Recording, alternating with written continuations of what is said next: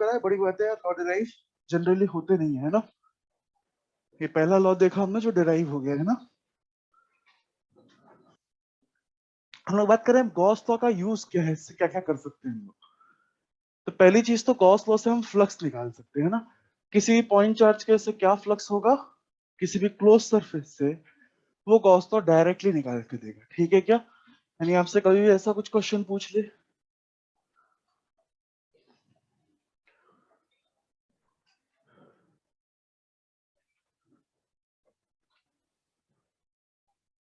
एक closed hemisphere है, closed hemisphere समझते हैं, ढक्कन लगा हुआ है जिस कटोरे के ऊपर, ठीक है ना।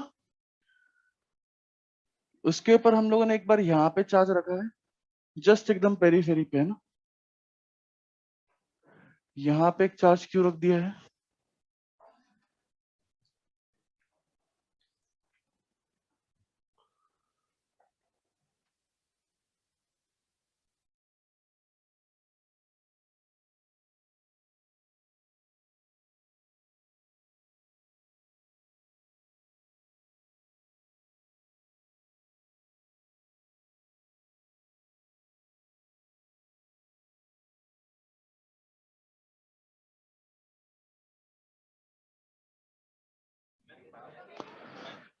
देखिए जरा यार, क्लोज हेमिस्फीयर है, चार्ज रख दिया जस्ट अंदर हेमिस्फीयर की, ठीक है ना। एक और देखिए एग्जांपल इसी में, क्लोज हेमिस्फीयर है और चार्ज को हमने जस्ट बाहर रख दिया है,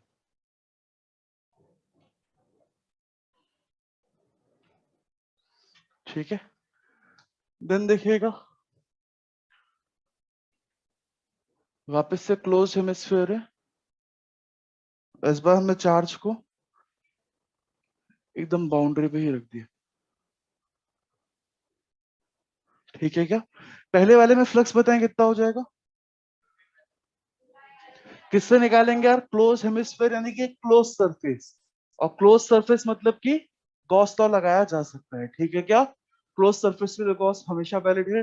चार्ज को अंदर सिमेट्रिकली रखा हुआ होना चाहिए क्या, नहीं, चार्ज की पोजीशन पर डिपेंड ही नहीं करता। शेप कुछ सिमेट्रिकल टाइप की होनी चाहिए, नहीं कैसी भी क्लोज शेप हो जाएगी चल जाएगा। क्या साइज होगा किसी चीज पे मैटर नहीं करता। अगर चार्ज अंदर है तो अंदर वाला चार्ज का epsilon naught is nothing but the flux through the close surface, clear है। हम लोग बात कर रहे हैं चार्ज पूरा का पूरा अंदर रखा हुआ है क्या, जस्ट बाउंड्री पे रखा हुआ है लेकिन रखा तो पूरा अंदर है ना। तो डायरेक्ट गॉस लॉ लाके बोलेंगे flux through hemisphere is nothing but Q by epsilon not, direct Gauss law लगाया, ठीक है ना, क्लियर है। इसमें बताएं फ्लक्स कितना हो जाएगा, बताएं जल्दी। चार्ज कहाँ पे रखा है दिख रहा है सबको,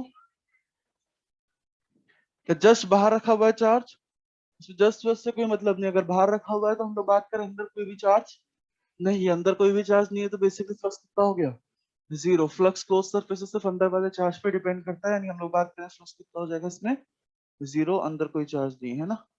अगेन गॉस लगा के हमने आंसर निकाल लिया, ठीक है क्या। इसमें बताएं कितना फ्लक्स हो जाएगा, बताएं जल्दी से।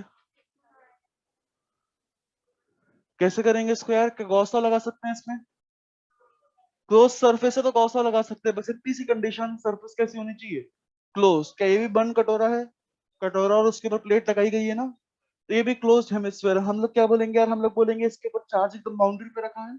इसको ऐसा मान सकते हैं बाउंड्री पे रखा हुआ चार्ज आधा अंदर होगा आधा बाहर होगा, सही है क्या। एक पतली सी बाउंड्री के ऊपर जो भी चार्ज रखा है आधा इस तरफ होगा आधा इस तरफ होगा, यानी अंदर चार्ज कितना हो जाएगा, अंदर चार्ज हो जाएगा Q/2, क्लियर है क्या। तो फ्लक्स कितना हो जाएगा, फ्लक्स हो जाता है Q(n/ε0), अंदर चार्ज कितना है Q/2, तो Q/2 ε0, ये आंसर। समझ में आया क्या। ये तीनों किससे निकाले हैं अपन लोगों ने, गॉस लॉ से। क्लोज सरफेस के लिए गॉस हमेशा लग सकता है, गॉस लॉ हमेशा लग सकता है, ठीक है क्या। एक और एग्जांपल देखें यार इसी से मिलता जुलता।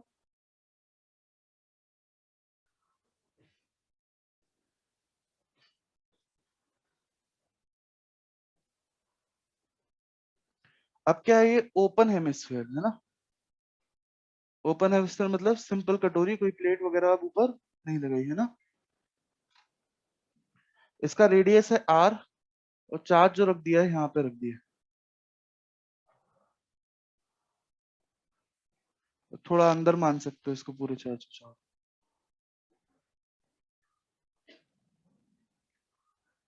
ठीक है, क्या निकालना है? Flux through open hemisphere.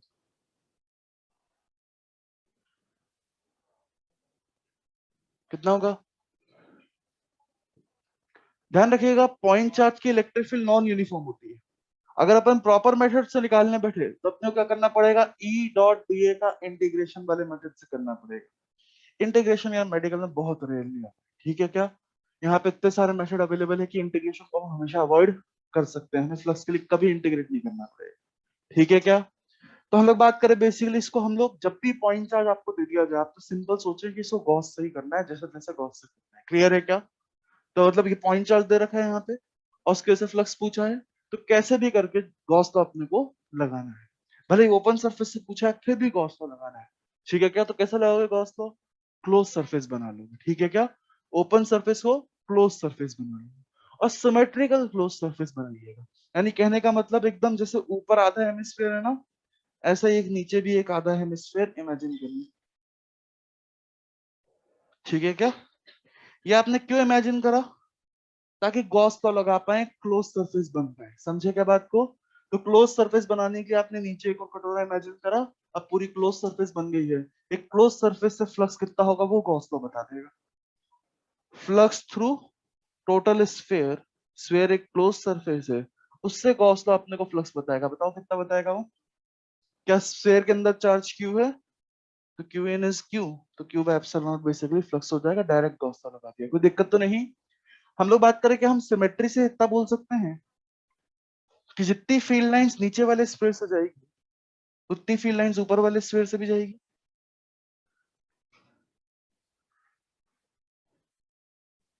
तो हम सिमेट्री से बोल सकते हैं अगर ऊपर वाले स्फीयर से 3 फील्ड लाइंस गई तो नीचे वाले स्फीयर से भी 3 फील्ड लाइंस जाएगी। यानी जितना फ्लक्स ऊपर वाले स्फीयर से उतना ही फ्लक्स नीचे वाले हेमिस्फीयर से भी है। यानी स्फीयर के फ्लक्स को हम लोग क्या लिख सकते हैं यार? Flux through upper half hemisphere. हम लोग बात करें इनटू 2, बोल सकते हैं क्या? बेसिकली स्फीयर से इन दोनों का फ्लक्स मिला के वही स्फीयर का फ्लक्स होएगा ना, जितना ऊपर से उतना ही नीचे से भी फ्लक्स है। यानी 2 टाइम्स ऊपर वाले का flux is nothing but flux of sphere. तो ये कितना हो जाएगा अपने पास? क्यू बाय एप्सिलॉन नॉट के बराबर। यानी फ्लक्स थ्रू हेमिस्फीयर कितना आ जाएगा? Q by 2 epsilon. समझ में आया? कोई दिक्कत तो नहीं? यहाँ पे हम चार्ज को जरा सा ऊपर रखें, चाहे लाइन पे रखें, चाहे हल्का सा नीचे रखें, हर केस में आंसर कितना आएगा? Q by 2 epsilon. क्लियर है क्या? कोई दिक्कत तो नहीं? कॉपी कर लेना।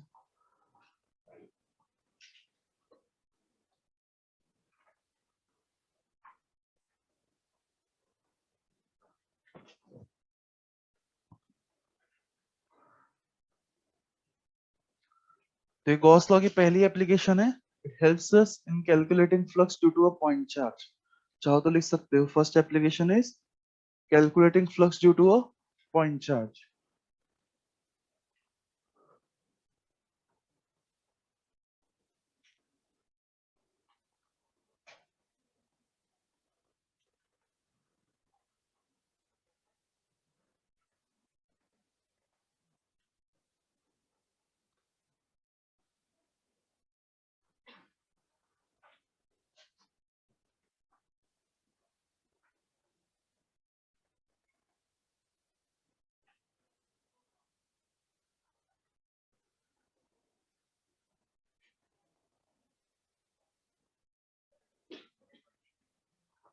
ये वाला हम लोगों ने क्या करा बेसिकली, यहाँ पे ओपन सरफेस था, ओपन सरफेस से गॉस लॉ नहीं लगता है, Gauss law is only for close surface, है ना, उसमें बोला लगा था इंटीग्रेशन।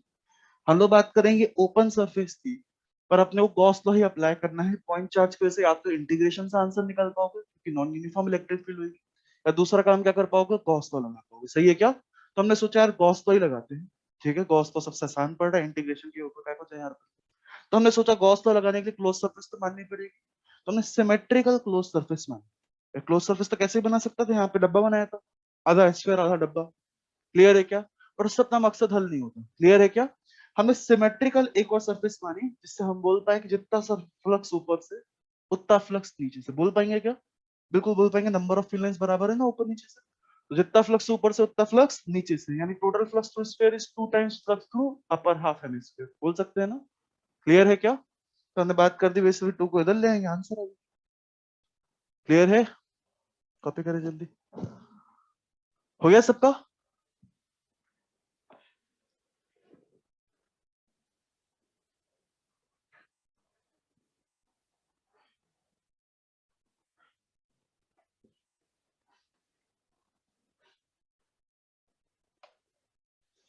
फिर देखें,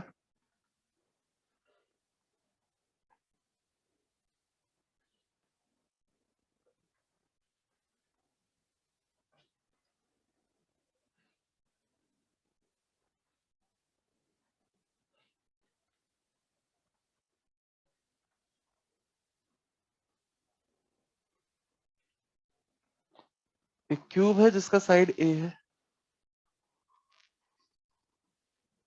इसके एकदम बीचों बीच में हमने चार्ज रख दिया। बीचों बीच मतलब बॉडी सेंटर पे। बॉडी सेंटर समझ पा रहे हैं ना? जैसे मान लो कमरा क्यूब है तो बॉडी सेंटर एकदम बीचों बीच वाला पॉइंट हो जाएगा। क्लियर है क्या? चलो बात करें, एकदम बॉडी सेंटर पे हमने चार्ज रख दिया क्यूब। आपसे पूछा गया फ्लक्स थ्रू क्यूब। क्यूब तो क्लोज सरफेस है, क्यूब से फ्लक्स निकालते टाइम कोई टेंशन अपने को नहीं लेना पड़ेगा, डायरेक्ट गॉस लॉ लगाएंगे। ठीक है क्या? हम लोग बात करें, हमसे कोई भी पूछ ले flux through cube, direct Gauss लगाएंगे। गॉस लॉ क्या बोल रहा है यार? अंदर चार्ज कितना है वो बता दो। तो अंदर चार्ज क्यू है, तो Q by epsilon naught is the flux. कोई दिक्कत तो नहीं?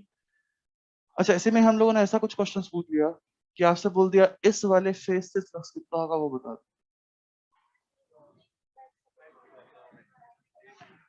क्या बॉडी सेंटर के लिए हर फेस एक जैसा ही है?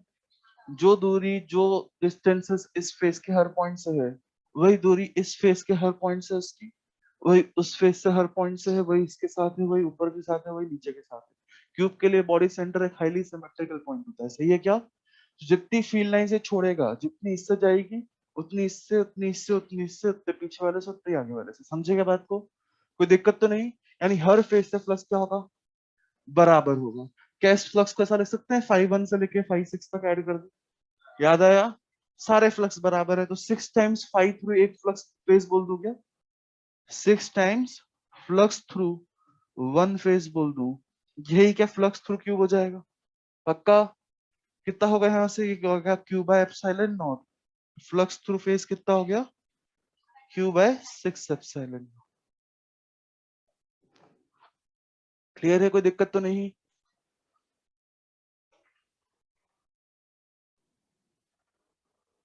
हो गया सबका? फिर देखें अगला क्वेश्चन।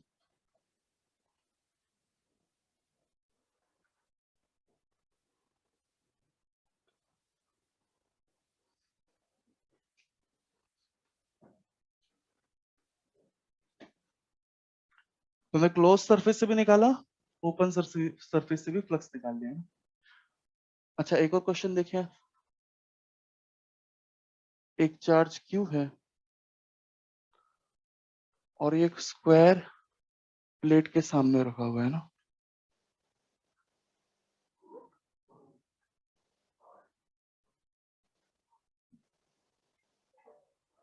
स्क्वायर प्लेट के अबाउट एकदम सिमेट्रिकली रखा हुआ है। मतलब कि अगर स्क्वायर प्लेट के साइज ए है, ए बाय ए है, तो एकदम सिमेट्रिकली, यानी इसका जो सेंटर होगा ना, सेंटर से एकदम सिमेट्रिकली चार्ज क्यू रखा हुआ है और इससे ए बाय 2 की दूरी पे रखा हुआ है। फ्लक्स बताना है आपको स्क्वायर प्लेट से due to discharge.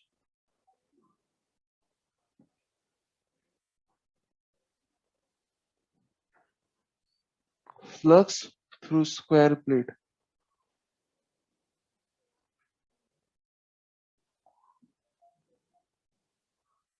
Flux through square plate. ध्यान से देखें, ये क्वेश्चन और ये फेस वाला क्वेश्चन एक सा ही है। इसमें भी तो यही पूछा गया यार, ये दूरी क्या होगी? ए बाय 2 हो जाएगी ना, और ये ए हो जाएगा, और ये ए हो जाएगा। सही है क्या? बट फिर भी ये क्वेश्चन एग्जाम में आता तो बनता नहीं। वो बन जाएगा सबसे, लेकिन ये नहीं बनेगा। क्लियर है क्या? तो थोड़ा बहुत दिमाग ओपन रखें, पहली चीज तक का ध्यान रखें, जब भी चार्ज आ जाए तो गॉस लॉ से ही क्वेश्चन को करना है। क्लियर है? फालतू इंटीग्रेशन पे जिसने भी सोच लिया वो रह जाएगा क्वेश्चन में। क्लियर है क्या? गॉस लॉ से ही करना है। हम लोग क्या करेंगे, बेसिकली सिमेट्रिकल एक शेप बनाएंगे। क्लियर है क्या? बताओ स्क्वायर से क्या सिमेट्रिकल क्लोज शेप बनेगी? क्यूब के अलावा कुछ बनेगा नहीं। तो क्यूब जैसे ही बनाओगे तुरंत समझ में आ जाएगा, तो क्यूब का एक फेस है तो क्यूब ऐसे अच्छा नॉट फ्लक्स हो जाएगा। क्या समझ में आया सबको? ये क्वेश्चन एक ही है, चीज समझ में आ गई सबको? पक्का? इसको भी नोट कर लें। फ्लक्स थ्रू स्क्वायर फीट कितना हो जाएगा? क्यू बाय 6 एप्सिलॉन नॉट, है ना? लिख लीजिएगा फेस ऑफ क्यूब ये। फिर देखें,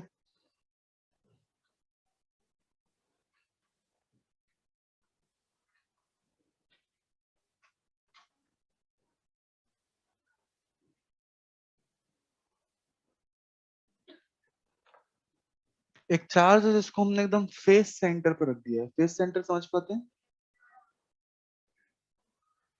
एक क्यूब था और क्यूब के फेस सेंटर पे रख दिया है। आपसे पूछा गया फ्लक्स थ्रू क्यूब,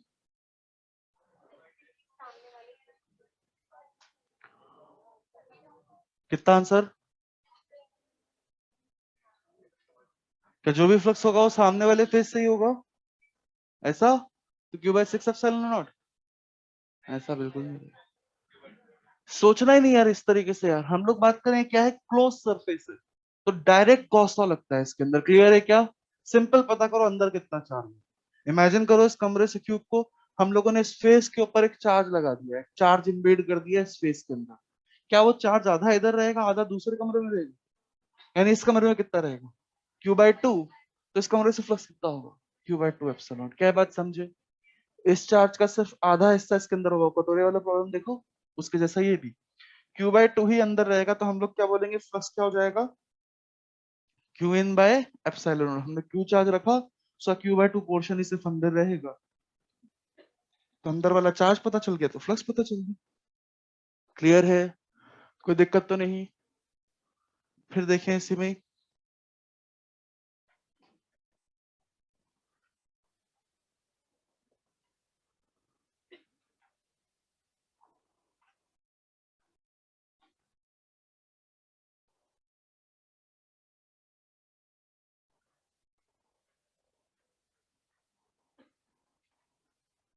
एक क्यूब है और उस क्यूब के एक कॉर्नर पे हमने चार्ज क्यों रख दिया? या कॉर्नर पे भी नहीं रखते, अभी एज पे रख देते हैं।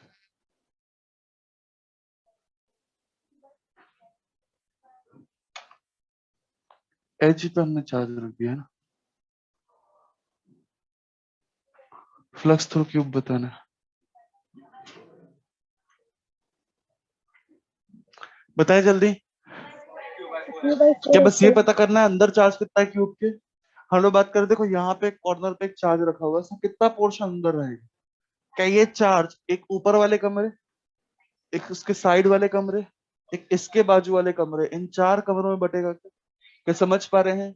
एक इसके पीछे कमरा होगा, उसके ऊपर एक कमरा होगा, एक इसके जस्ट ऊपर कमरा होगा। ये 4 कमरों के बीच में चार्ज एकदम सिमेट्रिकली बट रहा होगा। क्लियर है सबको? हम समझ में आया? हम चाहे तो उसको बना भी सकते हैं।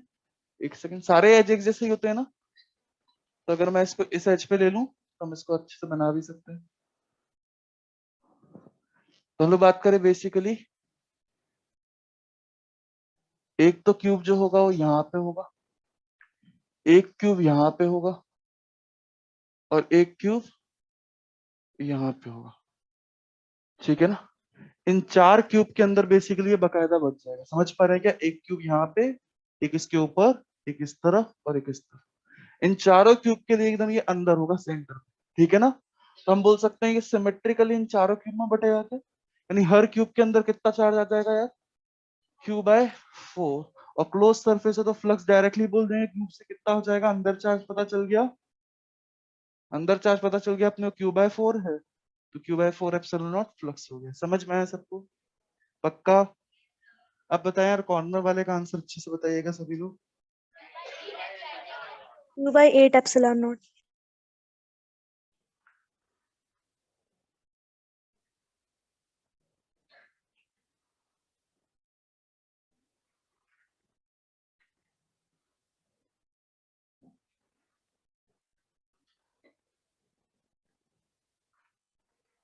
तो क्यू चार्ज रख दिया है, फ्लक्स बताना है क्यूब से, तो कितना हो जाएगा? हम समझ पा रहे हैं ये जो चार्ज होगा ये किस क्यूब में बढ़ जाएगा यार? 8 क्यूब में बढ़ जाएगा। क्लियर है क्या? चार तो ऐसे जैसे इसमें बटा है ना चारों में, चार तो ऐसे और चार ही ऐसे पीछे भी हुई। समझ पा रहे हैं क्या? क्लियर है क्या? इस कॉर्नर पे एक वो चार्ज आ गया है, तो चार तो बेसिकली ऐसे इन कमरों में बटेगा और चार ऐसे पीछे वाले कमरे में बटेगा। क्लियर है क्या? उनके एकदम बीचों बीच में चार्ज रखा होगा, यानी कुल मिला के 8 कमरों के अंदर कॉमन चार्ज रखा हुआ है। तो इस क्यूब के अंदर कितना चार्ज हो जाएगा? इसके अंदर हो जाएगा क्यू बाय 8। तो फ्लक्स कितना हो जाएगा? फ्लक्स हो जाता है Q in by epsilon naught close surface से। तो Q by 8 epsilon naught is the answer. सभी को समझ में आया? पक्का? कॉपी कर लें इसको भी। फिर इसी में क्वेश्चन पूछता है आपसे,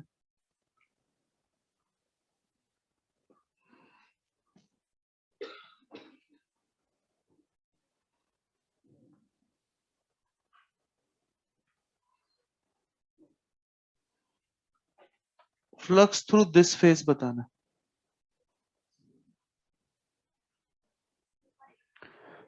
इस फेस से फ्लक्स बताना है अपने को।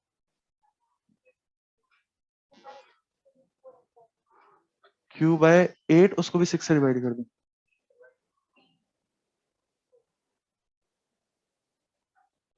कैसे करें अब इसको?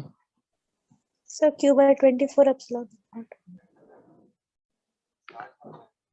चार्ज तो वही रखा है कोने पे, इसकी वजह से इसके फेस से फ्लक्स बताना। क्यूब से क्यू बाय 8 हो गया, इस फेस से फ्लक्स कितना हो जाएगा?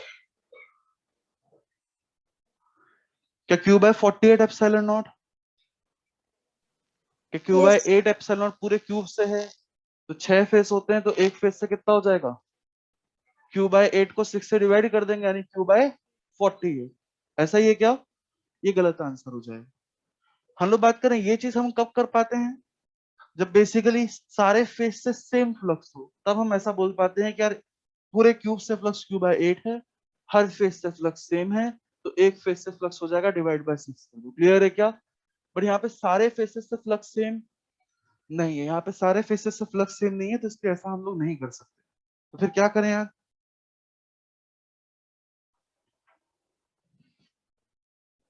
यहाँ पे सारे फेसेस से फ्लक्स सेम होगा क्यों? क्यों सेम नहीं होगा? क्योंकि बेसिकली ये वाला हिस्सा आप देख सकते हैं थोड़ा ज्यादा पास पड़ेगा क्यों? चार्ज ज्यादा पास पड़ेगा, और ये वाला हिस्सा ज्यादा दूर पड़ेगा क्यों?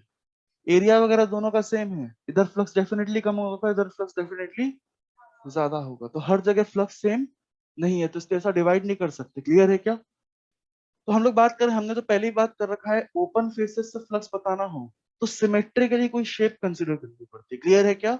हम देख सकते हैं ये चार्ज अभी सिमेट्रिकली प्लेस्ड नहीं है इस फेस पे। सिमेट्रिकली होता है अगर बीचों बीच में रखा होता।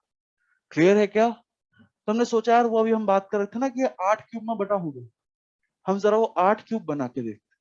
ठीक है क्या? क्योंकि 8 क्यूब के तो एकदम बीचों बीच में होगा। समझ पा रहे हैं क्या? तो ये देखें वो 8 क्यूब बनाते हैं। एक काम करता हूँ, एक बड़ा क्यूब बना लेता हूँ, फिर उससे 8 क्यूब बना लेंगे, है ना? खतरनाक डायग्राम बनता है, साथ साथ में बना सके तो बना ले, और थोड़ी बहुत मेरी मदद कर सके तो वो भी कर दे। हाँ, मतलब कभी बन जाता है कभी नहीं बनता है।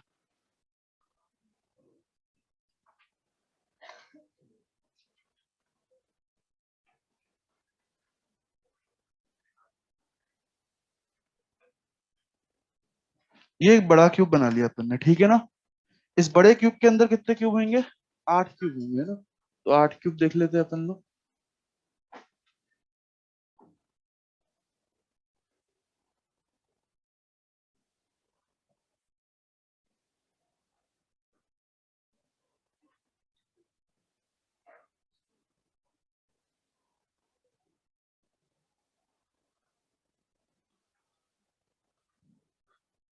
फिर देखें यार यहाँ पे, इधर से काट लेते हैं।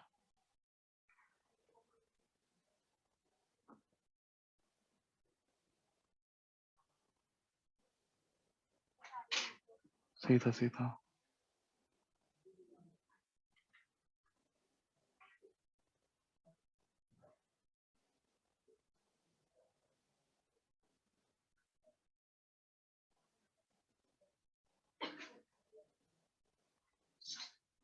कितने बन गए यार अभी तक? 4 तो बने हुए दिख रहे हैं, सही है ना? 4 को 8 में बनाना है। नहीं यार, उसी से काले से ही काटते हैं।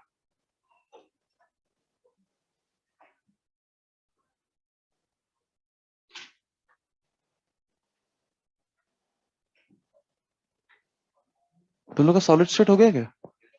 अरे फिर तो तुम ही कर लोगे यार, मुझसे फालतू मेहनत करवा दी तुमने। अरे वाह यार, पहली बार ऐसा हुआ है एक बार में।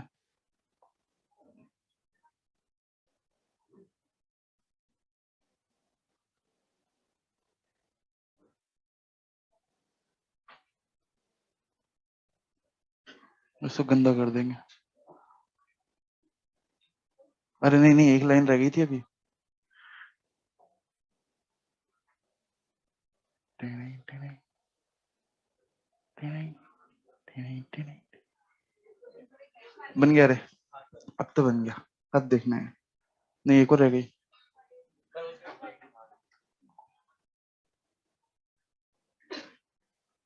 अब बन गया।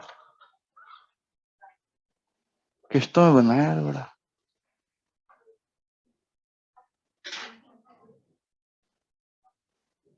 कुछ समझ ही नहीं आ रहा।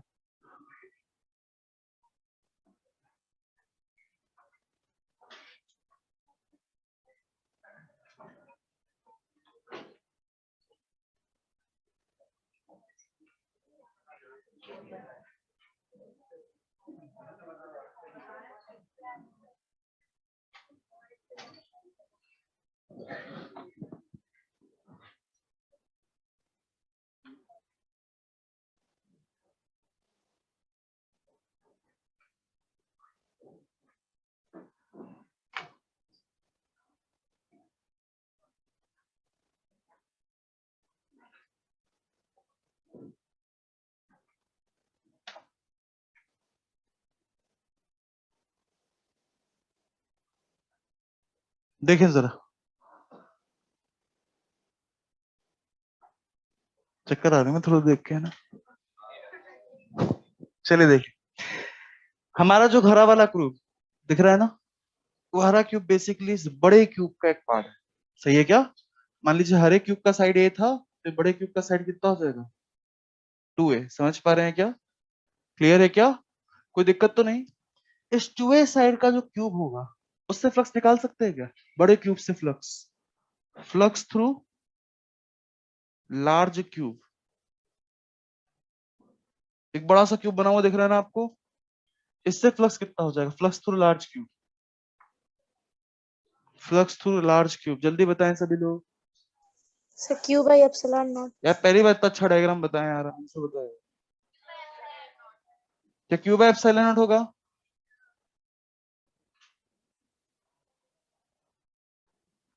तो हम लोग बात करें basically Q by epsilon not, तो उसके बड़े वाले क्यूब के तो एकदम ये बॉडी सेंटर पर रखा हुआ है।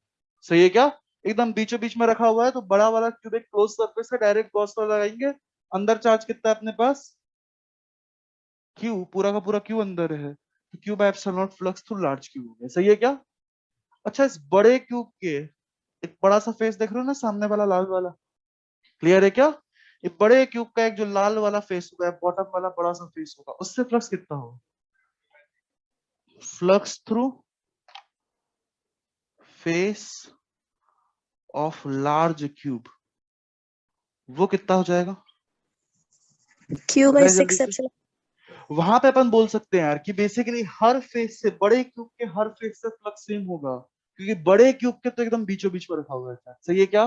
तो जो हाल इस फेस का होगा, वही पीछे वाले का होगा, वही ऊपर वाले का, वही इस वाले का। हर एक से दूरी स्टार्ट की a/2 है, ए है सॉरी, और हर एक फेस का साइज 2a है। कोई दिक्कत तो नहीं? क्लियर है? तो सारे फेसेस से फ्लक्स कितना हो जाएगा? सेम हो जाएगा। पूरे क्यूब का फ्लक्स कितना है? Cube epsilon not. तो क्यूब एप्सिलॉन नॉट को 6 से डिवाइड कर देंगे, आंसर हो जाएगा। सही है क्या? क्यूब एप्सिलॉन नॉट को 6 से डिवाइड कर देंगे, आंसर हो जाएगा।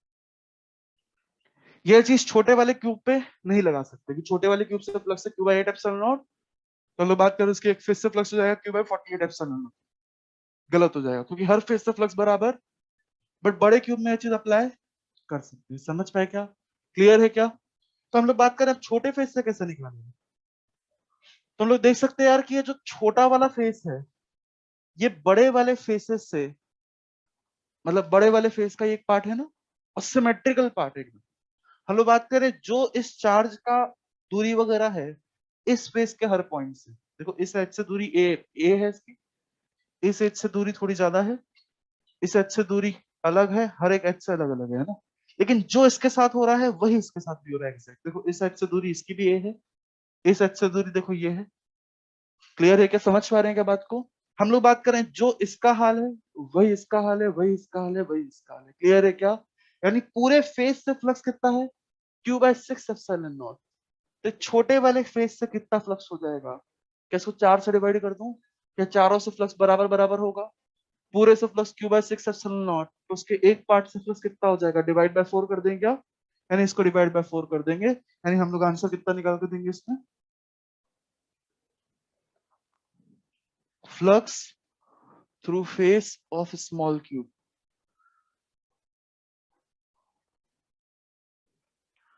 वो कितना हो जाएगा यार, Q/6 ε0 क्या है यार, बड़े फेस का फ्लक्स, उसको 4 से डिवाइड कर देंगे, ऐसा बोल देता हूँ, flux through large cubes face divide by 4, यानी कितना आंसर आ जाएगा, Q/6 ε0 डिवाइड बाय 4, यानी Q/24 ε0, है ना। ये लिखना स्ट्रिक्टली गलत होगा, हम ऐसा नहीं बोल सकते flux through face of small cube is equal to flux through small cube divide by 6, ये गलत हो जाएगा, है ना।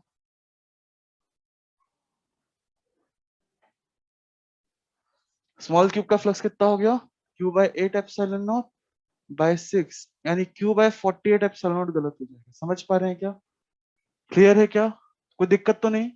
हम क्या बोल सकते हैं, बड़े फेस का फ्लक्स निकाल लो, बड़े फेस का फ्लक्स तो आ गया Q/ε0, इसको भी ऐसा लिख लो, स्टेप बाय स्टेप करके लिख लो, इसको लिख लो यार, flux through large cube divide by 6, large cube का फ्लक्स कितना हो गया, Q/ε0, यानी Q/6 ε0 आंसर आ गया, समझ में आया। यहाँ पे हमने ऐसा बोल दिया कि फ्लक्स थ्रू स्मॉल क्यूब क्या हो जाएगा, लार्ज क्यूब के फेस को 4 से डिवाइड कर दो, मतलब बात करें लार्ज क्यूब के फेस से फ्लक्स Q/6 आ रहा है, उसको 4 से डिवाइड करा, Q/24 आंसर आएगा। ऐसा करना है स्मॉल क्यूब के साथ गलत है, कि फेस से फ्लक्स निकालना है तो क्यूब से फ्लक्स निकाल लो छोटे वाले से, उसको 6 से डिवाइड कर लो, ये गलत आंसर है, समझ पाए क्या, क्लियर है क्या। कॉपी करें जल्दी से इसको, हाँ बता रहा हूँ, सेकंड बता रहा हूँ मैं।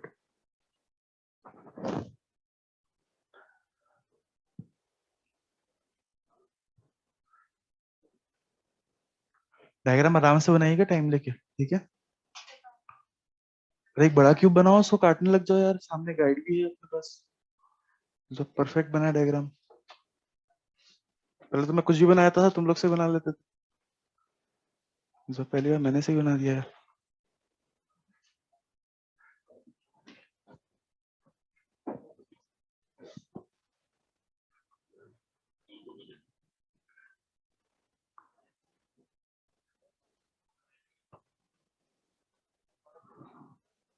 नहीं बना पाया, नहीं बन पाया, पहली बार बनाया इस साल, अच्छा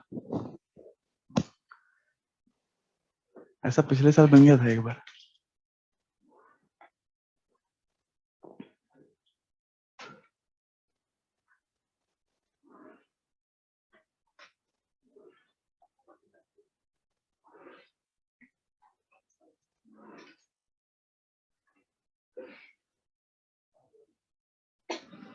अब वो चीज भी समझ पा रहे हो कि एच पे चार्ज रख देते तो इन 4 क्यूब में बढ़ जाता है, फेस पे चार्ज रख देते तो इन 2 क्यूब में बढ़ जाता है, ठीक है क्या।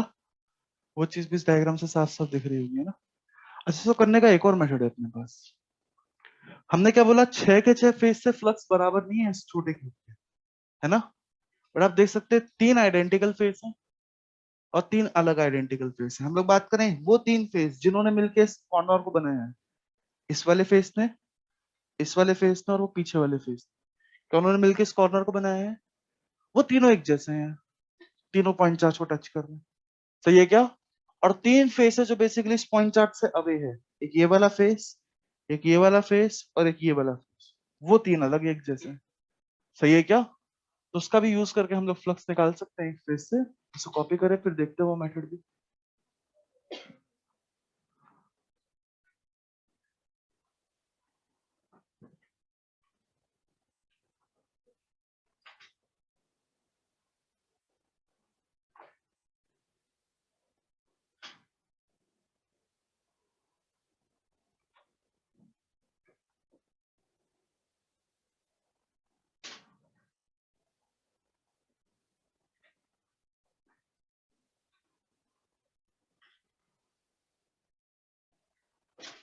ये सारे क्वेश्चन बहुत ही स्टैंडर्ड है यार।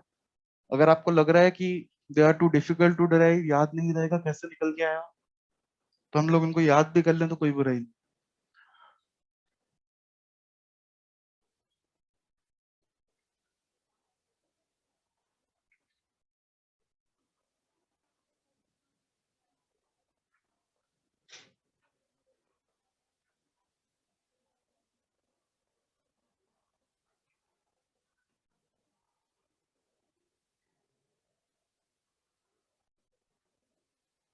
तो लड़का था वो बबलगम वाला।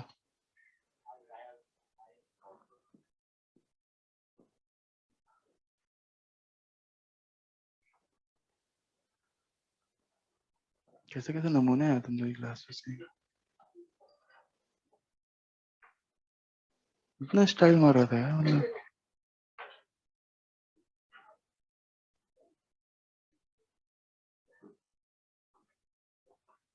हो गया सबका?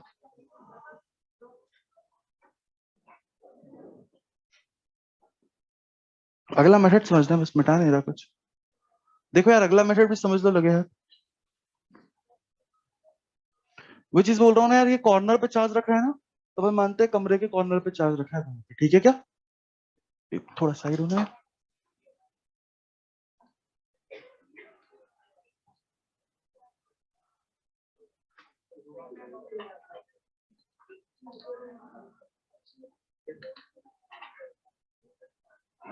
देखे जरा,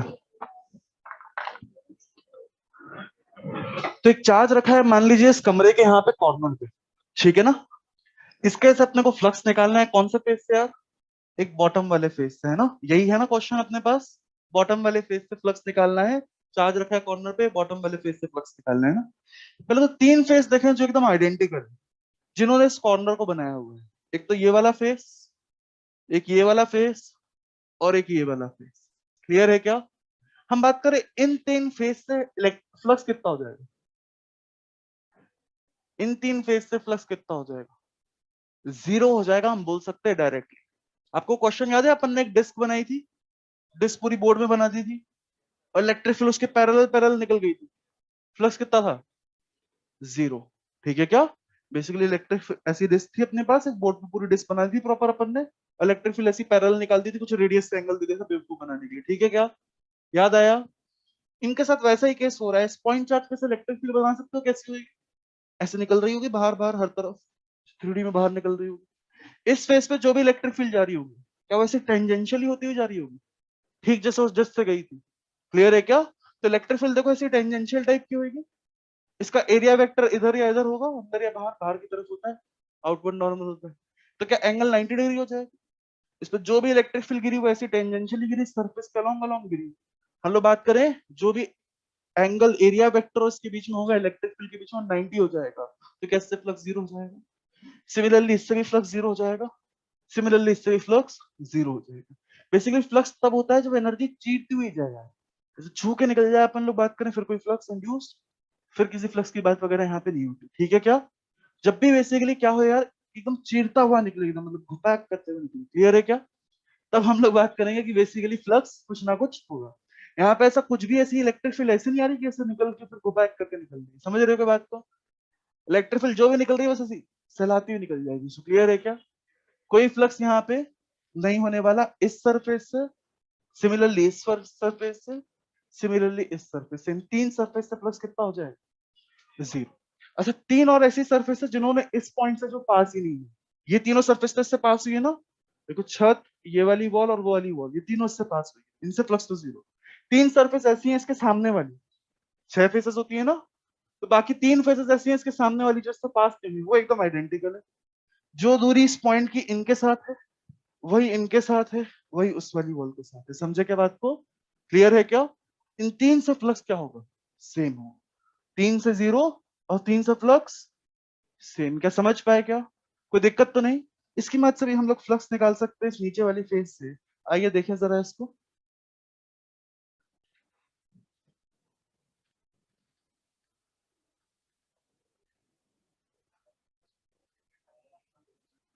ये तीनों पे सेम रहेगा, इमेजिन करना पड़ेगा अच्छे से तेरे को। ये क्यूब नहीं है इसलिए तेरे को ऐसा लग रहा है, क्यूब पे एकदम सेम रहेगा। ठीक है क्या? हो गया, सेट हुआ।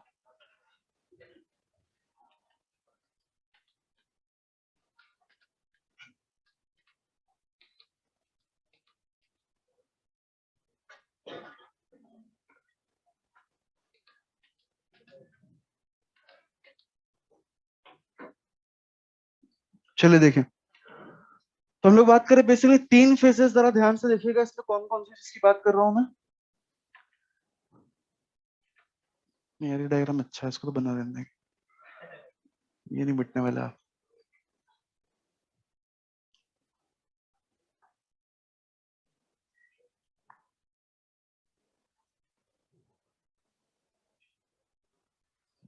देखिए जरा, चार्ज रखा हुआ है अपना यहाँ पे। 3 फेसेस देखे जिन्होंने इस चार्ज को बनाया है, जिस चार्ज इस कॉर्नर को बनाया है, और एक पीछे वाली। ठीक है क्या? इन 3 फेस ने मिलके इस चार्ज को बनाया, इस कॉर्नर को बनाया है। इन सबसे फ्लक्स जीरो हो जाएगा, क्योंकि कोई भी इलेक्ट्रिक फील्ड जो आएगी चार्ज की, वो इसी फेस के अलोंग अलोंग चले जाएगी। ठीक है ना? ऐसे ही इसी फेस के अलोंग अलोंग चले आएगी। एरिया वेक्टर ऐसा हो जाएगा, इलेक्ट्रिक फील्ड ऐसी हो जाएगी, दोनों के बीच का एंगल 90, फ्लक्स जीरो। समझे क्या बात को? लेकिन 3 फेस एकदम आइडेंटिकल है। देखिए जरा, ये फेस और वो पीछे वाली फेस अब दिख रही है आइडेंटिकल। ये क्यूब है, क्यूब में दिख रही होगी आइडेंटिकल। हम लोग बात करें 3 फेस एकदम आइडेंटिकल है। एक तो ये नीचे वाली, एक ये इस तरफ वाली, और एक ये सामने वाली।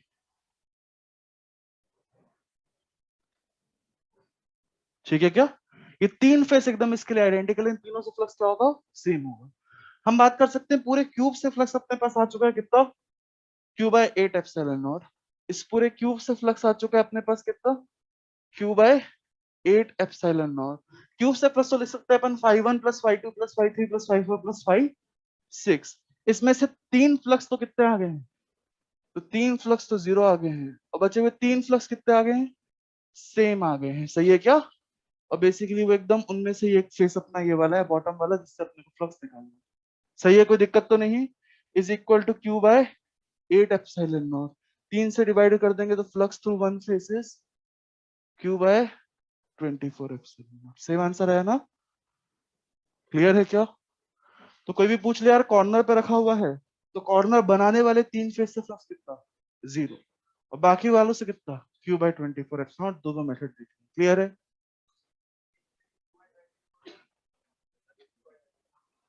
तीनों फेस का टोटल कितना है? Q by 8। एक फेस का कितना है? Q by 20।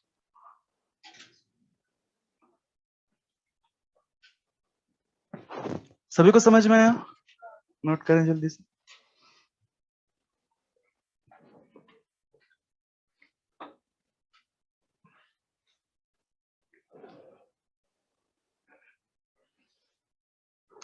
अब तो याद ही हो जाना चाहिए, क्यू बाय 24 जीरो, है ना?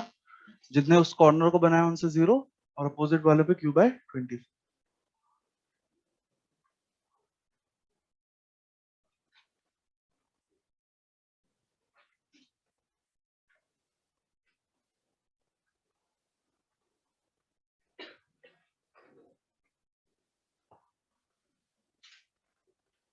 तो हमारी पहली एप्लीकेशन हो गई गॉस लॉ की, to calculate flux due to a point charge. कभी ओपन सरफेस से, कभी क्लोज सरफेस से। ओरिजिनली तो क्लोज सरफेस के लिए गॉस लॉ था, बट जुगाड़ लगा के अपन ओपन सरफेस पे भी गॉस लॉ लगा लिया गया।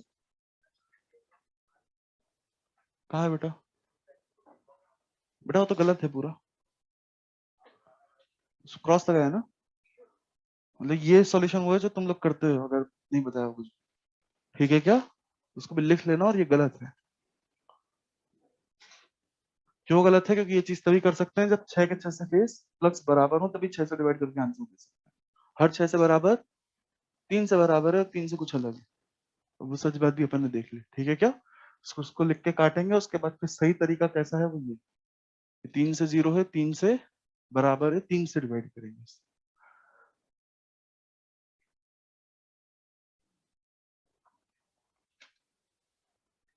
समझ आया सबको? कोई डाउट तो नहीं? चलिए नेक्स्ट एप्लीकेशन देखते हैं। To calculate electric field, heading डाल लीजिएगा, to calculate electric field due to highly symmetrical,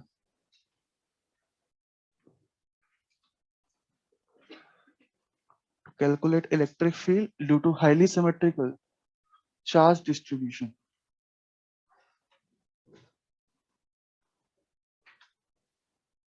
तो गॉस लॉ की मदद से हम लोग इलेक्ट्रिक फील्ड भी कैलकुलेट कर सकते हैं ना। थोड़ा समझते हैं कैसे कैलकुलेट होता है, उसके बाद फिर अप्लाई करना चालू करते हैं उसको, ठीक है ना? हम लोग बात करें गॉस लॉ क्या है यार? Flux through a close surface is net electric field dot D A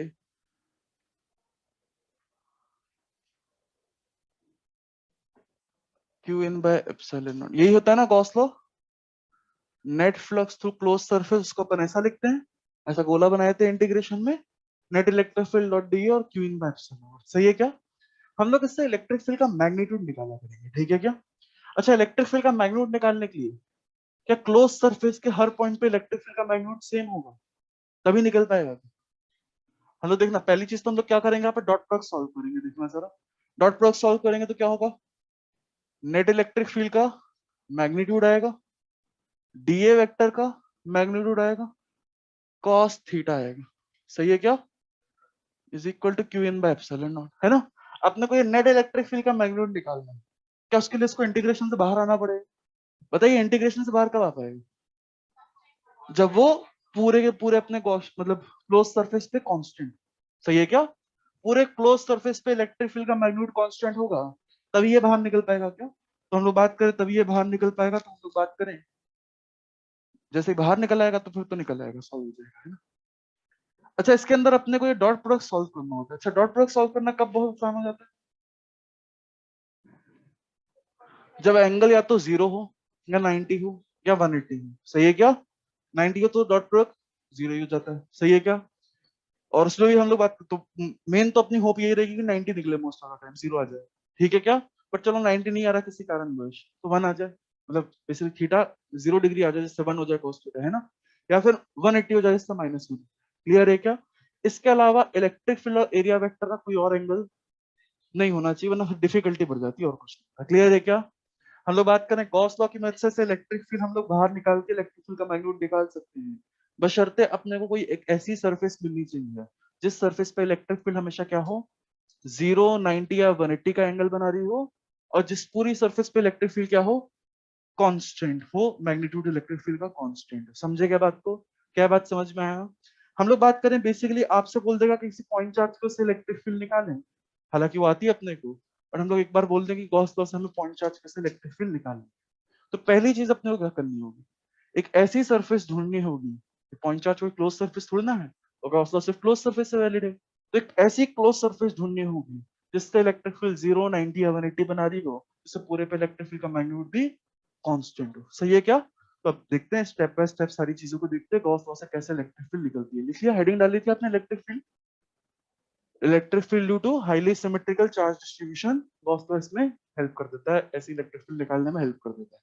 पहली चीज जो अपन इससे डेरिवेशन कर रहे हैं वो देख रहे हैं अपन, तो electric field due to a point charge, इसको हम गॉस लॉ ही बोल देते हैं ना, electric field due to a point charge.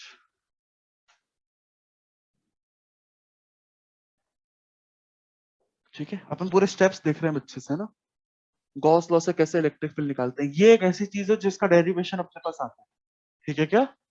इसका डेरिवेशन आपसे नीट पे भी पूछ लेगा, आपको एक नया चार्ज दे देगा, नया चार्ज डिस्ट्रीब्यूशन दे देगा, तो आपको डेरिवेशन करना ही पड़ेगा, ठीक है क्या? कूलम्स वाले डेरिवेशन इलेक्ट्रिक फील्ड के बिल्कुल भी नहीं है, तो उसका फाइनल फॉर्मूला ही काम का है, ठीक है ना? हम लोग बात करें इसका डेरिवेशन भी काम का है, फाइनल फॉर्मूला भी काम का है, तो दोनों दिमाग में रखना है। देखिए जरा, एक पॉइंट चार्ज है Q, इस पॉइंट चार्ज की वजह से R दूरी पे एक P पॉइंट पे हम लोग क्या करना है, इलेक्ट्रिक फील्ड निकालना है, ठीक है क्या? इलेक्ट्रिक फील्ड एट P निकालना है अपने, क्लियर है? तो इसके लिए सबसे पहले क्या करना होगा यार, क्या कोई क्लोज सरफेस है? हमें गॉस लॉ लगा के निकालना है ना, कोई क्लोज सरफेस है यहाँ पे अपने पास, तो गॉस लॉ लगेगा कैसे यार, गॉस लॉ के लिए क्लोज सरफेस तो बहुत कंपलसरी है, तो एक क्लोज सरफेस हम लोग इमेजिन करने वाले हैं, सही है क्या? एक ऐसी क्लोज सरफेस जो हम इमेजिन करते हैं गॉस लॉ लगाने के लिए, उसको हम बोलते हैं गॉसियन सरफेस, क्लियर है क्या? इसको लिख लें सबसे पहले, गॉसियन सरफेस करके हल्का सा लिख लें पॉइंट, कहीं पे भी लिख लें गॉसियन सरफेस क्या है, कहीं बुक्स बुक्स में लिखा हुआ मिल जाए उसके लिए बता, Gaussian surface, a closed surface, a closed surface imagined, a closed surface imagined to apply Gauss law, a closed surface imagined to apply Gauss law is known as Gaussian surface. Gauss law लगाने के लिए close surface imagine करनी पड़ती है, तो उस imaginary close surface को Gaussian surface बोलते हैं ना, is known as Gaussian surface. लिख लिया सबने? हम लोग बात करें गॉसियन सरफेस कैसी होनी चाहिए, तो वो बातें अपन ने अभी अभी यहाँ पे करी। हमारी जो गॉसियन सरफेस है, उस सरफेस से, उस सरफेस के हर छोटे छोटे एरिया वेक्टर से इलेक्ट्रिक फील्ड का एंगल कितना होना चाहिए, 0, 90 या 180, कोई दिक्कत तो नहीं, क्लियर है? हम लोग बात करें उस पूरी सरफेस पे इलेक्ट्रिक फील्ड का मैग्नीट्यूड क्या होना चाहिए, कांस्टेंट होना चाहिए। अच्छा, कोई ऐसी चीज है जो इलेक्ट्रिक फील्ड का डायरेक्शन मैग्नीट्यूड दोनों एकदम दर्शाती है बढ़िया तरीके से, कोई ऐसी चीज है हमारे पास?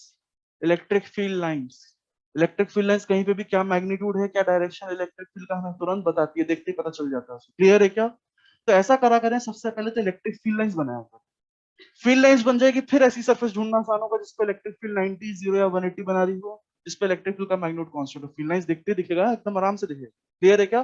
तो पहला काम क्या है यार, फील्ड लाइंस बना दिया जाए, क्लियर है क्या?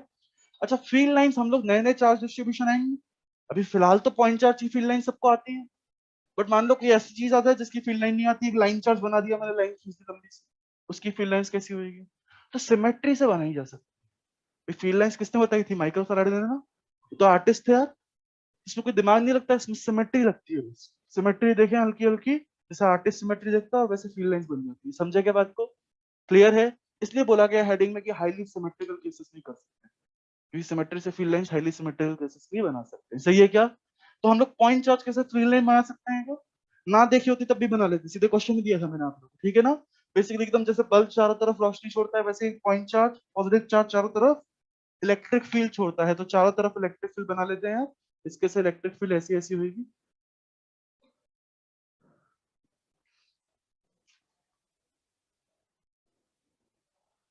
क्या सब समझ पाए?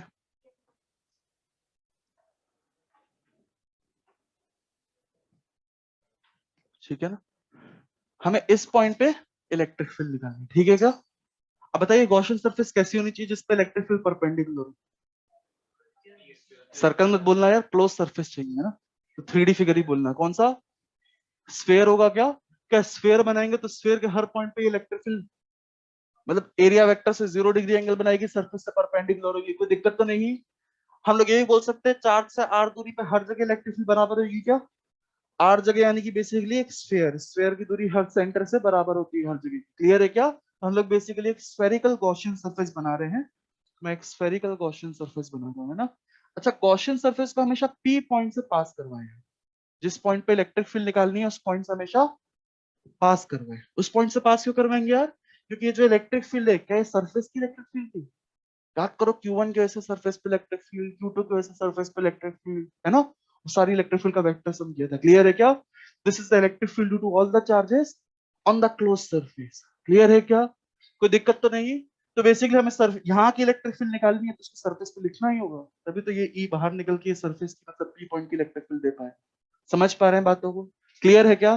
तो पहले स्टेप क्या है, सबसे पहले इलेक्ट्रिक फील्ड बनाइए, फिर एक ऐसी सरफेस ढूंढिए जिसपे इलेक्ट्रिक फील्ड का मैग्नीट्यूड हर जगह कांस्टेंट हो, 0, 90 या 180 डिग्री एंगल बना रहा हो, ठीक है क्या? तो यहाँ पे इतना बनाने के बाद कम से कम 5-6 लाइन छोड़ेंगे अपन को, ठीक है क्या? ये बातें लिखवाऊंगा, ठीक है ना? हम लोग बात करें इसमें, सबसे पहले हम लोग बात करें, डेरिवेशन पूरा कर लेते हैं, आराम से लिखवा दूंगा। हम लोग बात करें हमें क्या निकालना है यार, पी पॉइंट पे इलेक्ट्रिक फील्ड निकालनी है ना, तो अब गॉस लॉ लगा सकते हैं, बेसिकली अपन ने गॉसियन सरफेस बना दिया, बढ़िया से गॉस लॉ लगाते हैं, ठीक है क्या? ये अपनी गॉसियन सरफेस हो गई, और ये कैसी है, स्फेरिकल है ना।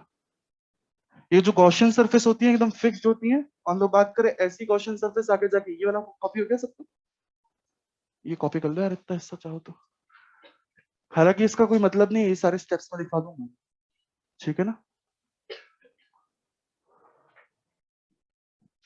ये नहीं मिटने वाला।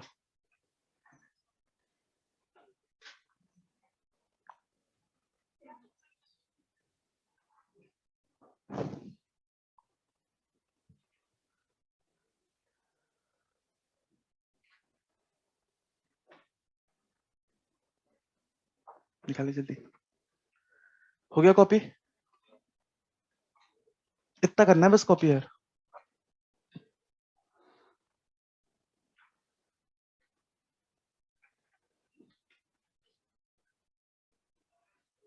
हो गया सबका?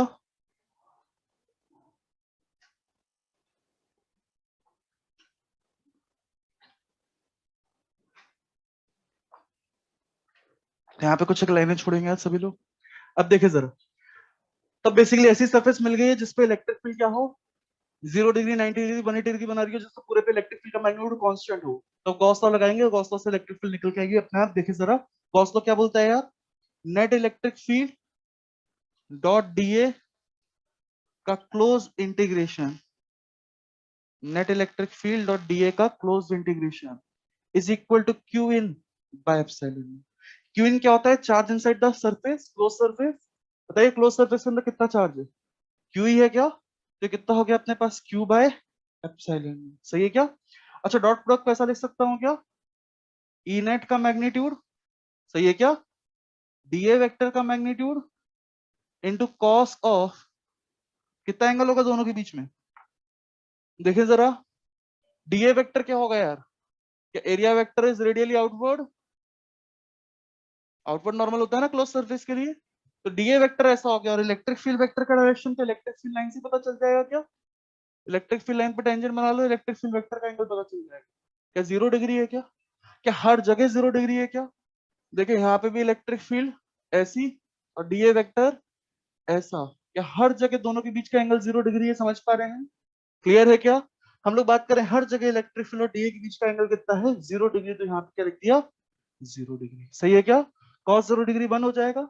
अच्छा, क्या इलेक्ट्रिक फील्ड बोल सकता हूँ आर दूरी पे हर जगह सेम होगी क्या, यानी पूरी गॉसियन सरफेस पे इलेक्ट्रिक फील्ड का मैग्नीट्यूड कांस्टेंट होगा क्या, सही है क्या? यानी इलेक्ट्रिक फील्ड का मैग्नीट्यूड इंटीग्रेशन से बाहर ले लेंगे यार, constant terms can be taken out of integration, है ना? क्लियर है क्या? और cos 0 डिग्री इज 1, समझ में आया सबको? पक्का? मैं ई नेट को पूरा बाहर ले सकता था, वेक्टर को बाहर नहीं ले सकता था, इलेक्ट्रिक फील्ड वेक्टर यहाँ पे ऐसा है, यहाँ पे ऐसा है, यहाँ पे ऐसा है, वेक्टर बदल रहा है यार, डायरेक्शन बदल रही है, इसलिए वेक्टर बदल रहा है, बट इलेक्ट्रिक फील्ड का मैग्नीट्यूड कांस्टेंट है। इसे जैसे मैग्नीट्यूड आया उसको बाहर ले लिया, मैंने बोला आर दूरी पर जो इलेक्ट्रिक फील्ड का मैग्नीट्यूड ये होगा, वही यहाँ होगा, वही इधर भी होगा, वही पीछे भी होगा, हर जगह मैग्नीट्यूड सेम रहेगा आर दूरी। क्लियर है क्या? तो मैग्नीट्यूड को बाहर ले लिया, कोई दिक्कत तो नहीं, is equal to Q by epsilon naught. क्या करना है अपने को, डीए वेक्टर का इंटीग्रेशन करना है क्या, इंटीग्रेशन का मतलब क्या, जोड़ना होता है क्या? और एक क्लोज इंटीग्रेशन का मतलब क्या होता है, ऐसे जोड़े कि क्लोज सरफेस बन जाए, सही है क्या? यानी बेसिकली इस डीए वेक्टर को ऐसे जोड़ें कि क्लोज सरफेस कौन सी यहाँ पे, स्फीयर, ऐसे जोड़ेंगे डीए वेक्टर को जिससे स्फीयर बन जाए, तो डीए डीए वेक्टर जोड़ो जिससे स्फीयर बन जाएगा, क्या मिलेगा, curve surface area of this sphere and curve surface of this surface area of this sphere is 4 pi r square. सभी को समझ में आया? कितना आंसर आएगा यहाँ से, net electric field is Q upon 4 pi epsilon naught r square, या फिर इसी को लिख सकते हैं कि Q बाय आर स्क्वायर। क्या निकल के आ गया, कूलम्स लॉ, सही है क्या? तो गॉस लॉ से हमने कूलम्स लॉ प्रूफ कर दिया, कूलम्स लॉ से हम लोगों ने गॉस लॉ प्रूफ कर दिया, दोनों एक दूसरे से प्रूफ किए जा सकते हैं। फिर भी दोनों को लॉ बोलते हैं, दोनों ने कोई चीटिंग नहीं करी थी, अपना अपना इंडिपेंडेंट वर्क किया था, और उनकी डेथ के बाद ये सब प्रूव हो पाया था। इसलिए ऐसा मतलब नहीं किया कि वो खत्म हो गया तो पीछे से बदल दे उनका लॉ को थ्योरम बोल दे, है ना। तो दोनों को ही लॉ बोले जाते हैं, लेकिन दोनों को एक दूसरे डिराइव किया जा सकता है। समझ में आया सबको? अब यहाँ पे कुछ एक स्टेप्स लिखेंगे अपन लोग, ठीक है क्या? और जगह छोड़िएगा एक यहाँ पे भी, ठीक है ना। हाँ, क्योंकि पी पॉइंट की इलेक्ट्रिक फील्ड चाहिए थी ना। यहाँ पे जो भी इलेक्ट्रिक फील्ड होती है वो बेसिकली सरफेस पे इलेक्ट्रिक फील्ड होती है ना। डेरिवेशन देखा था ना गॉस लॉ का, तब बात की थी अपन कि सरफेस पे इलेक्ट्रिक फील्ड Q1 की होगी या नहीं होगी। इलेक्ट्रिक फील्ड होगी लेकिन फ्लक्स जीरो होगा, ऐसी बातें की थी ना। डाउट तो इतना वोकल होके पूछता है, समझ आ गया तो एकदम चुप हो जाता है। बोल दिया कर समझ गया, पागल जैसे भोगे जा रहा हूँ। छोटू खतरनाक है यार तू भी।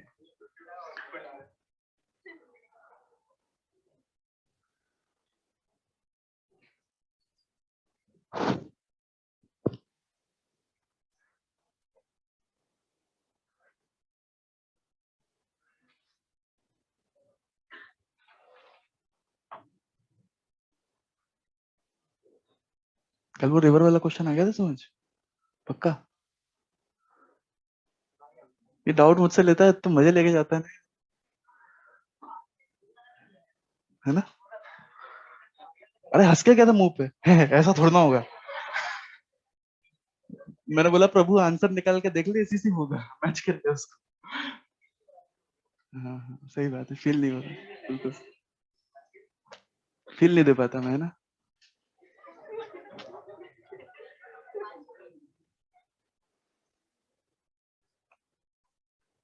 हो गया सबका? यहाँ तक तो हो गया होगा। आइए इसको भरते हैं यार, ये जो लाइनें छोड़ी हैं देखें जल्दी से। लिखे to calculate electric field using Gauss law,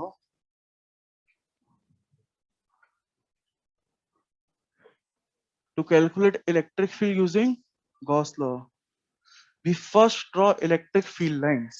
Short में लिखिएगा EFL. To calculate electric field using Gauss law, we first draw electric field lines. EFL. Electric field lines. सबसे पहले इलेक्ट्रिक फील्ड लाइंस बनाएंगे गॉस लॉ से। Electric field जब भी निकालनी हो, ठीक है क्या? इलेक्ट्रिक फील्ड लाइंस बन गई, उसका क्या करेंगे आप? लिखिएगा we will try to find such a close surface, we will try to find such a close surface, we will try to find such a close surface for which electric field,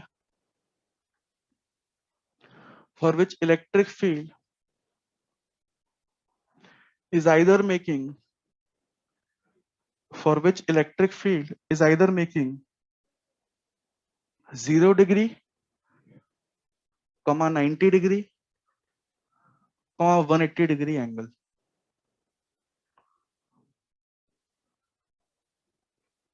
ठीक है, लिख लिया यहां तक।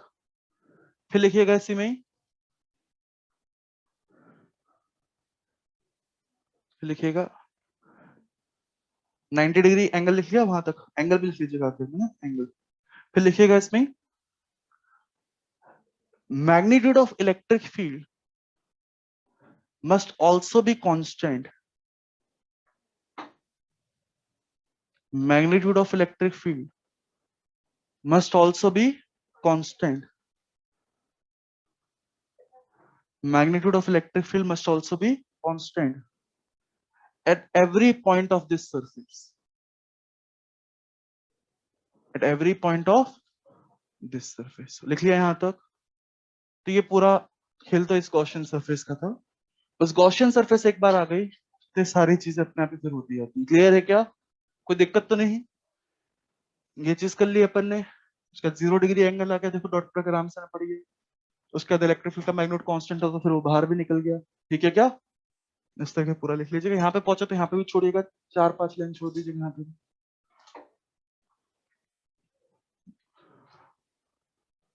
इससे just पहले 4-5 line छोड़ दीजिएगा, है ना।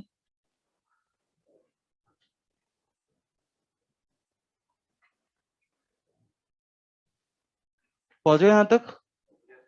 लिखे जल्दी, लिखिए electric field vector is not constant. ऐसा लिख लीजिएगा, E net vector is not constant, therefore can not be taken out of integration. E net vector is not constant, therefore can not be taken out of integration. लिख लिया सबने? Clear है?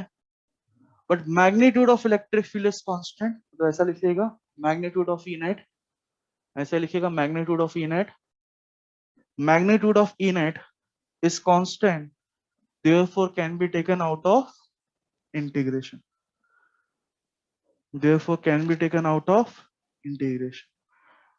ठीक है ना? मतलब समझ में आना चाहिए, इसी को यहां से ही बाहर क्यों निकाला, पूरा ऑर्डर है करने की। तो चल अपन ने एक ही लाइन में करने की सोची, सब पहले बाहर निकाल दी जल्दी, दिक्कत हो जाएगी बहुत, है ना? क्लियर है यहां तक? एक बार इनेट बाहर आ जाए फिर तो इनेट निकल ही आएगा, कोई दिक्कत तो नहीं। तो यहाँ से आंसर आ गया। अच्छा, इसमें इंटीग्रेशन था बट इंटीग्रेशन करना पड़ा क्यों? और डराता है गॉस तो यार कि यार देखो इंटीग्रेशन वाला फॉर्मूला इससे कैसे निकालेंगे, है ना? बट इसमें इंटीग्रेशन कभी करना ही नहीं पड़ता है। इसका इंटीग्रेशन हमेशा ऐसा ऐसा क्लोज सरफेस एरिया कुछ आता है जो अपने को पहले से रटा हो। ठीक है क्या? तो ये बहुत इजी है, इससे इलेक्ट्रिक फील्ड निकालना बहुत ही इजी है as compare to Coulomb's law.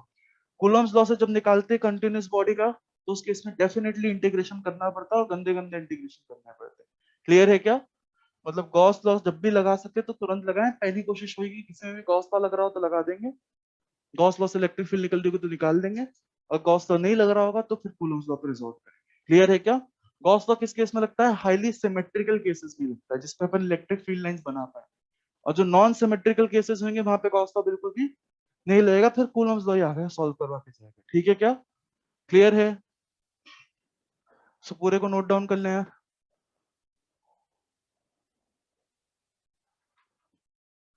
तो हम लोगों ने कूलम्स लॉ प्रूफ कर दिया यूजिंग गॉस लॉ, है ना?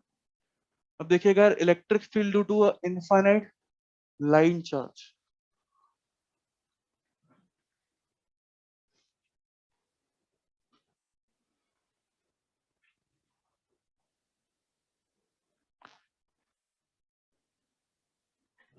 Electric field due to infinite line charge.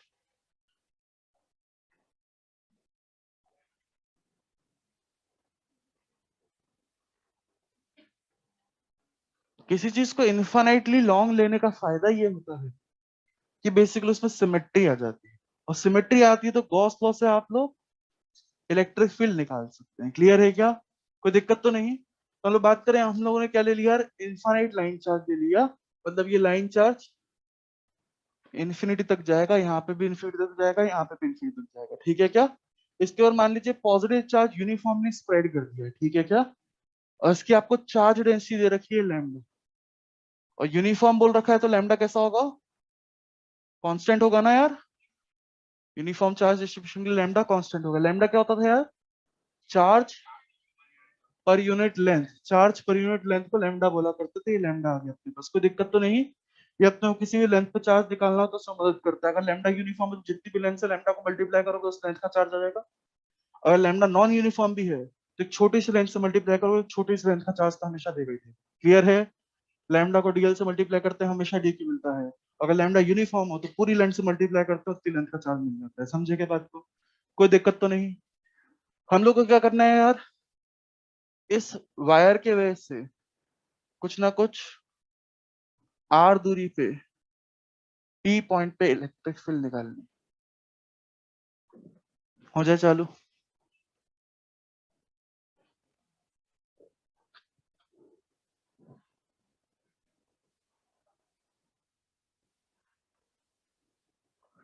क्या गॉस लॉ लगा सकते हैं?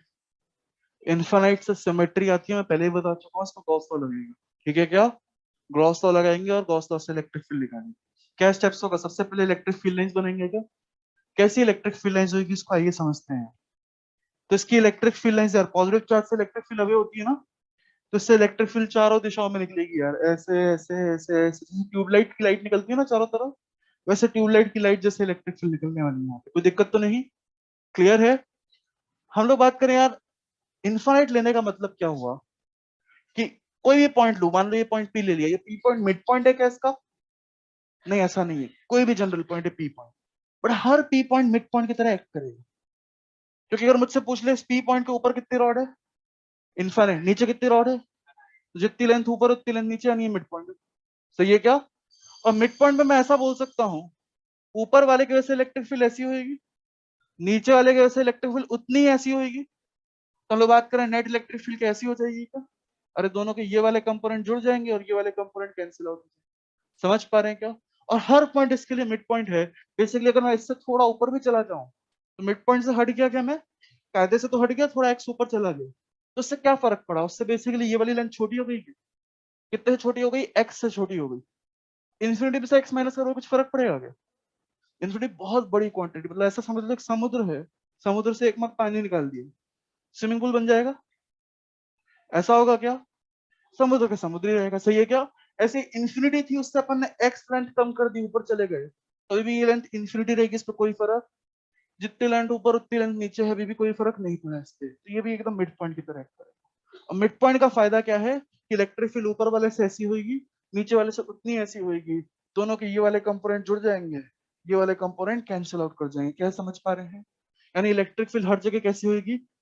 हॉरिजॉन्टल, यानी इलेक्ट्रिक फील्ड लाइंस ऐसी होगी। क्या समझ पाए? सिमेट्री से हमने इलेक्ट्रिक फील्ड लाइंस बनाई नहीं, बस इलेक्ट्रिक फील्ड लाइंस बनवा के जा रहा हूं मैं, है ना। पहले मेरे को ये बताया क्या ये electric field line uniform electric field line? कैसी parallel electric field lines uniform होती हैं? और ये यूनिफॉर्म नहीं है, यूनिफॉर्म ये बिल्कुल भी नहीं है। अगर फॉर्मूला मालूम है 2k लैम्डा बाय आर आता है, दूरी से चेंज होती है इलेक्ट्रिक फील्ड में। ठीक है क्या? हम लोग बात करें, ये ऐसे तो लग रही है यार कि पैरेलल है, यूनिफॉर्म है, बट अगर तुम 3D में देखो तो ऐसी इलेक्ट्रिक फील्ड एक ऐसी भी निकलेगी, ऐसी इलेक्ट्रिक फील्ड इधर भी निकलेगी क्या? क्या ये इलेक्ट्रिक फील्ड सारी पैरेलल हो रही है? ये नहीं हो रही है। समझ पा रहे हो क्या? एक बार इसको ऊपर से देखते हैं, टॉप से देखते हैं, देखना जरा, टॉप से देखते हैं, इधर से टॉप से। तो टॉप से देखेंगे तो अपने को रॉड का एक पॉइंट दिखेगा क्या बस? सही है क्या? अरे किसी रॉड को यहाँ से टॉप से देखो, एक पॉइंट ही दिखेगा ना। और इस पॉइंट से कैसी इलेक्ट्रिक फील्ड निकल रही होगी यार? इस तरीके की निकल रही होगी। क्या ये यूनिफॉर्म इलेक्ट्रिक फील्ड लाइंस है? यूनिफॉर्म इलेक्ट्रिक फील्ड लाइंस के लिए इलेक्ट्रिक फील्ड लाइन का सेपरेशन कहीं पे भी चेंज नहीं होना चाहिए। यहाँ पे देखो क्या हो रहा है, यहाँ पे इस तरीके से कुछ हो रहा है। क्लियर है क्या? क्या यहाँ पे डेंसिटी ज्यादा है फील्ड लाइंस, दूर जाने में फील्ड लाइंस की डेंसिटी कम हो रही है क्या? और 3D में देखना पड़ेगा उसको। तो ये दिख तो रही है यूनिफॉर्म, अगर मैं प्लेन में बना दूं, कॉपी में बना दूं, बट यूनिफॉर्म, ये 3D में बेसिकली इनकी डेंसिटी चेंज हो रही है, पास में ज्यादा है, दूर पे कम है। क्लियर है क्या? These electric field lines although looks like uniform but these are not uniform. Clear है? कोई दिक्कत तो नहीं? बाकी कल करेंगे, गॉसियन सरफेस डिसाइड करेंगे, डेरिवेशन करेंगे कल इसका। कोशिश करिएगा आप लोग घर पे करने की इसको, ठीक है ना? स्टेप्स बता रखे सारे, बिल्कुल सही है, वेरी गुड।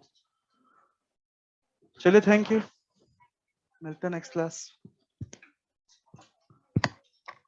यार सॉल्यूशन की कॉपी लेके आए, कल भी लेके आएंगे, मॉड्यूल और सॉल्यूशन की कॉपी लेके आएंगे, कल डिस्कशन पहली चीज में निपटाएंगे यार अपन, ठीक है क्या? सॉल्यूशन कॉपी हर आपने कल तक सब बना ही ले, है ना? Thank you.